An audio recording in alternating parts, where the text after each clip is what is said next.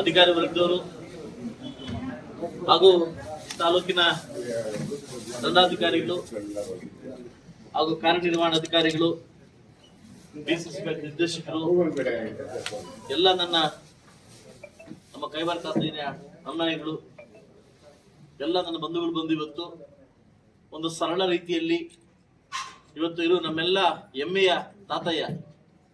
ಇವತ್ತು ನಾವು ನಮ್ಮ ಮಕ್ಕಳಿದ್ದ ಶನಿವಾರ ಬಂದ್ರೆ ನಾವು ಕೈವಾರ ಕೊಂಡೋಗ್ತಾ ಇದೀವಿ. ಯಾಕಂದ್ರೆ ಆ ಒಂದು ಕ್ಷೇತ್ರಕ್ಕೆ ಹೋಗಿ ಅಲ್ಲೇ ಊಟ ಮಾಡ್ಕೊಂಡು ಬೆಟ್ಟಕ್ಕೆ ಹೋಗಿ ಪಾರ್ಕ್ ಹೋಗಿ ಬರ್ತಾ ಇದ್ವಿ. ಇವತ್ತಂತ ಮಹಾನ್ ಭಾವನ ಒಂದು ಚರಿತ್ರೆಯನ್ನ ನಮ್ಮ ತಾಲೂಕಲ್ಲಿ ಒಂದು ಸಿಂಪಲ್ ಆಗಿ ಅರ್ಥಗರ್ಭಿತವಾಗಿ ಇವತ್ತು ಆಚರಣೆ ಮಾಡ್ತಾ ಇದೀವಿ. ಬಹುಶಃ 300ನೇದು ಅಂತ ನನಗೆ ಅನ್ಸುತ್ತೆ ಆಚರಣೆ ಮಾಡ್ತಾ ಇದೀವಿ.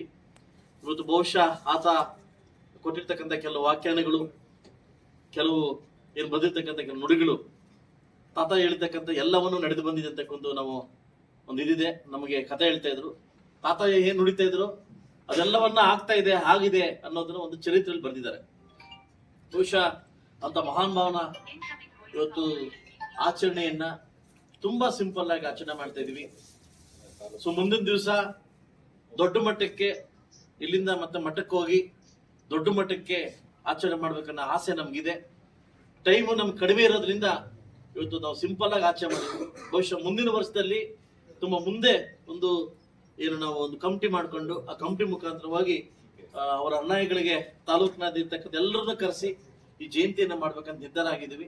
ಅದರಿಂದ ಈ ಜಯಂತಿ ಬಂದಿರ್ತಕ್ಕಂಥ ಎಲ್ರಿಗೂ ನನ್ನ ಕಡೆಯಿಂದ, ಶಾಸಕರ ಕಡೆಯಿಂದ ಹಾಗೂ ತಾಲೂಕು ಆಡಳಿತ ಕಡೆಯಿಂದ ಹೊಂದಿಸ್ತಾ ನಿಮ್ಮೆಲ್ರಿಗೂ ಅವ್ರ ಆದರ್ಶಗಳನ್ನು ತಗೊಂಡು ಬಹುಶಃ ಅವ್ರು ನಮ್ಮ ಜೊತೆ ಇಲ್ಲದೆ ಇರ್ಬೋದು, ಅವ್ರು ಬಿಟ್ಟೋಗಿರ್ತಕ್ಕಂಥ ಆದರ್ಶಗಳನ್ನ ನಾವು ಮಾಡಿ ತೋರಿಸೋದು ನಮ್ಗೆ ಅದು ನಮ್ಮ ವ್ಯಕ್ತಿತ್ವ.